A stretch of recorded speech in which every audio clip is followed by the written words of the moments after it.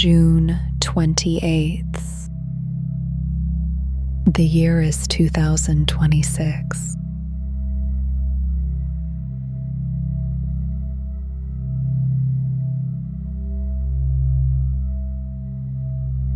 The world is still.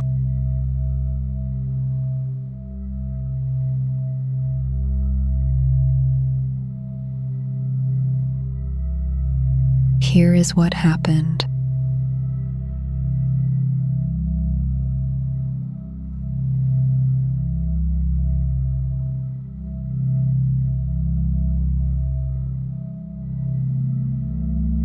An earthquake struck Venezuela 3 days ago.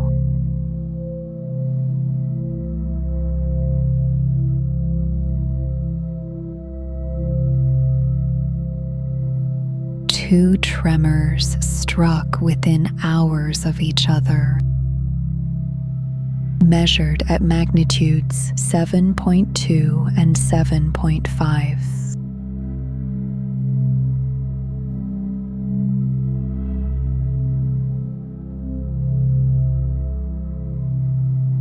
The confirmed death toll has risen to 1,430 people.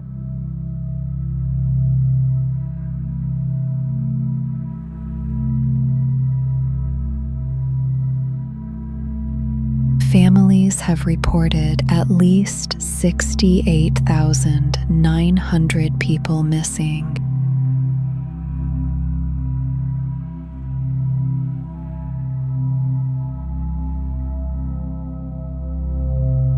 The state of La Guaira is among the hardest hit areas.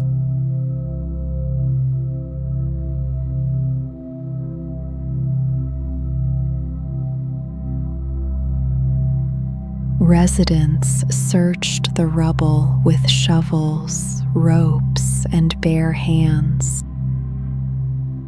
International rescue teams have also begun arriving.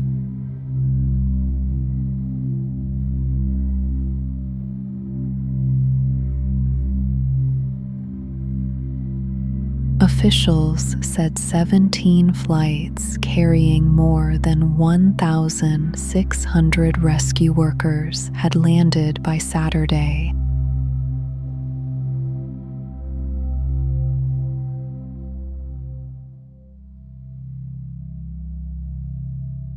The acting president said more than 14,000 military and police are patrolling the affected zone.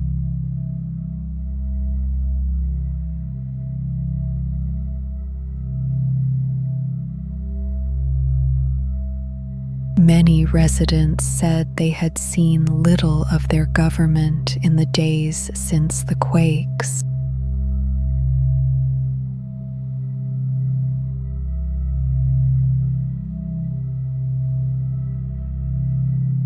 Some people blocked construction equipment from leaving collapse sites, frustrated that state workers left without helping.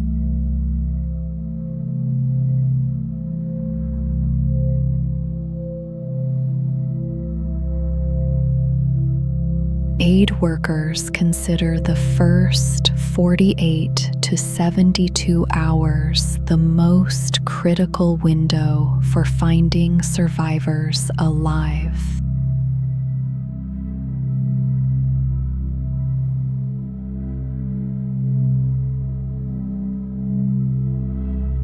More will be known about the scale of the losses in the coming days.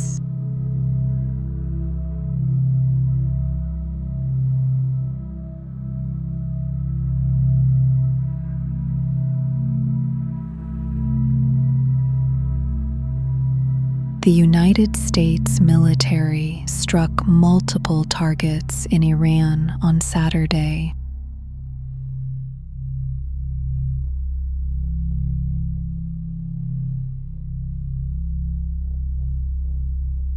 The strikes came after an Iranian drone hit an oil tanker passing through the Strait of Hormuz.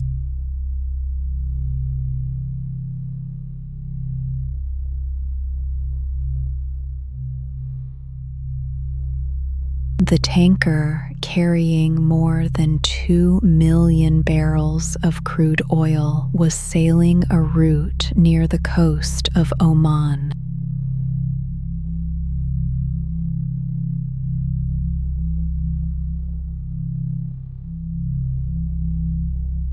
The United States military said Iran had the chance to honor the ceasefire agreement and chose not to.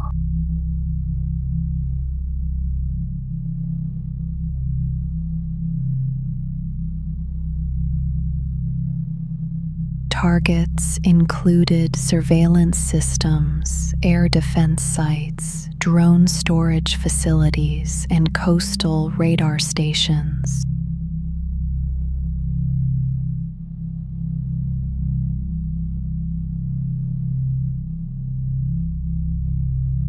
Iran's paramilitary guard said it had also struck what it called United States military locations in the region.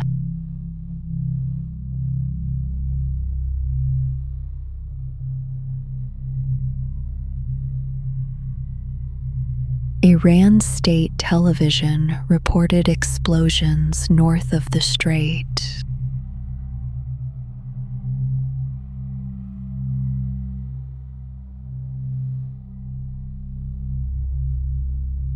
Bahrain said a number of Iranian drones targeted the country. There were no immediate reports of damage.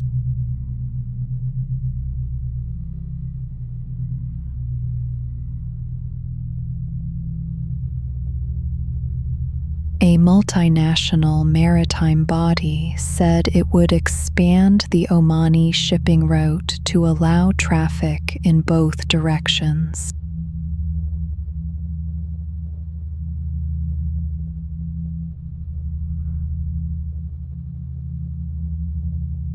The ceasefire between the United States and Iran, reached just days ago, is under significant strain.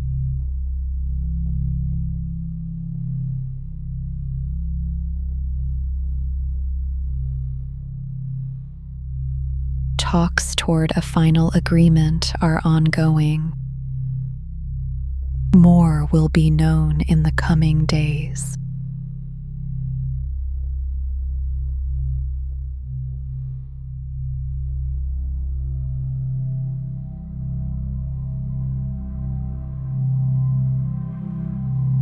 Texas will require students to read Bible passages in public schools.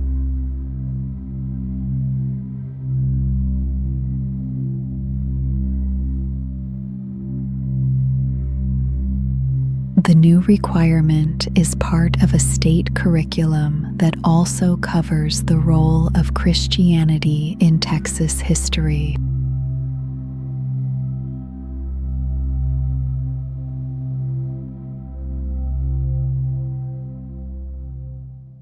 The State Board of Education was expected to approve the curriculum Friday.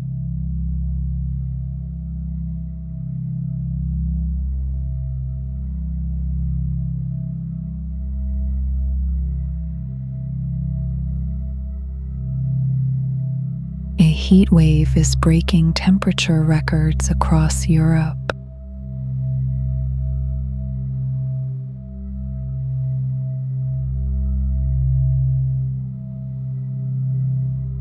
Germany recorded 41.5 degrees Celsius on Saturday, its second all-time high in as many days.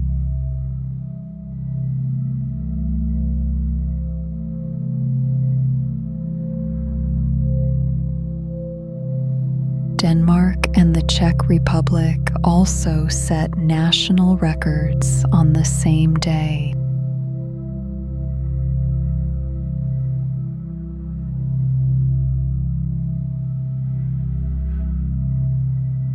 About 150 million people across the continent are now experiencing temperatures above 35 degrees.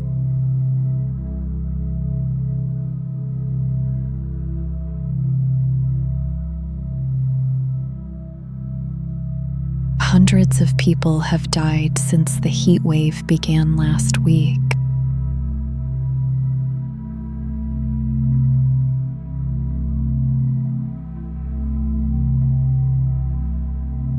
France reported at least 55 drowning deaths, and health officials counted roughly 1,000 additional deaths during the peak period.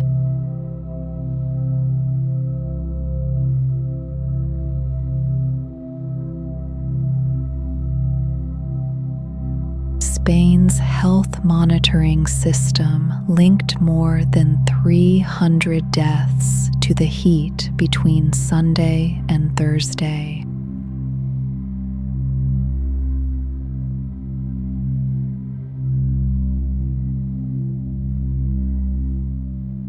The World Meteorological Organization warned the heat would have major impacts on health and ecosystems.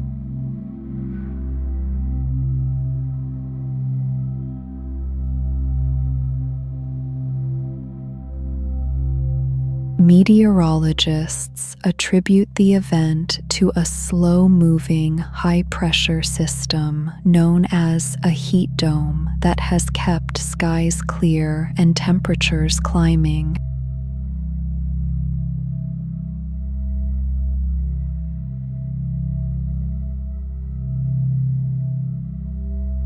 Scientists say a heat wave of this scale so early in summer would have been nearly impossible 50 years ago, and attribute the conditions to climate change.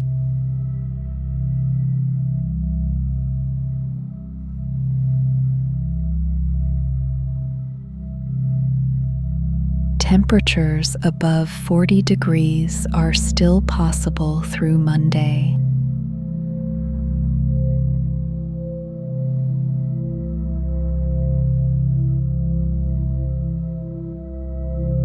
Cooler air is expected to move in from the west later in the week.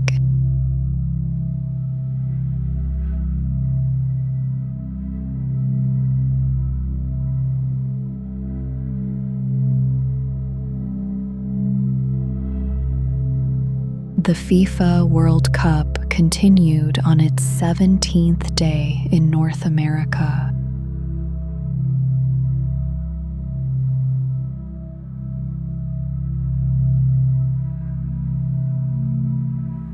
Argentina's captain broke a World Cup appearance record during the day's play.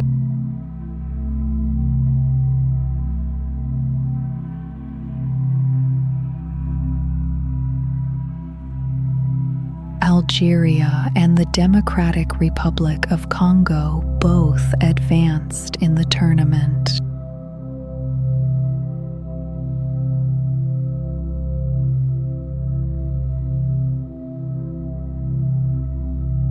Match highlights and previews are continuing to be released throughout the evening.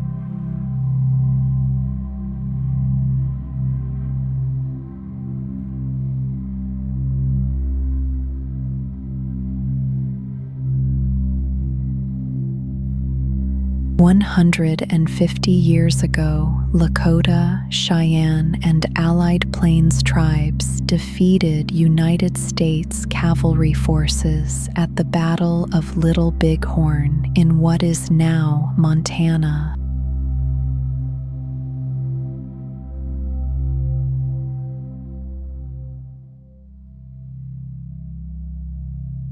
The battle is often called Custer's Last Stand. The commanding lieutenant colonel and his troops were routed by a united encampment of more than 2,000 warriors.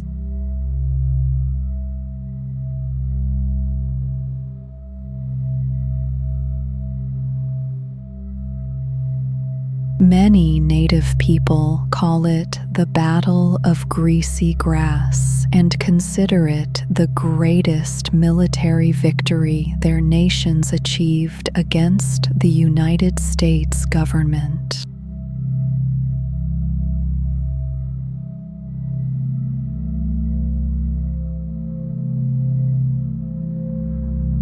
This week, members and descendants of more than a dozen tribes gathered at the battlefield site to mark the anniversary.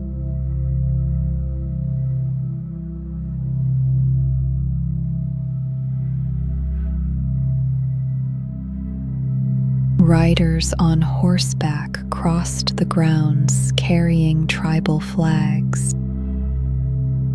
The same unity their ancestors carried into battle.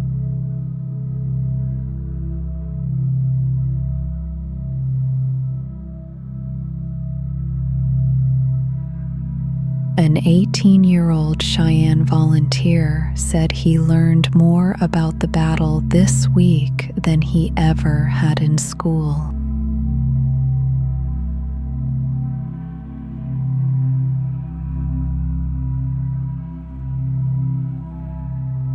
Within 3 years of the battle, the United States opened its first federal Indian boarding school. Hundreds more followed over the next century.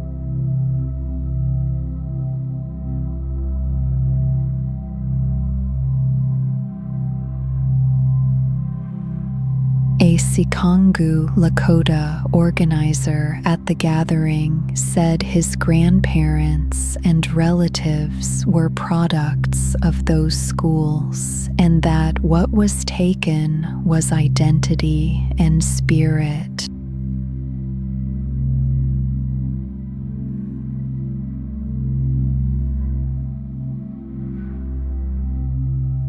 He was there this week with his grandfather, helping organize his tribe's camp. Surrounded by drumming and children playing traditional games.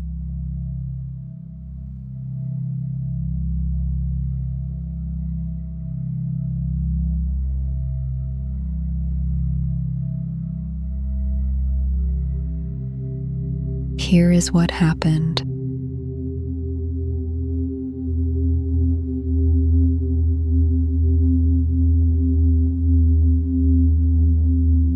The world is still.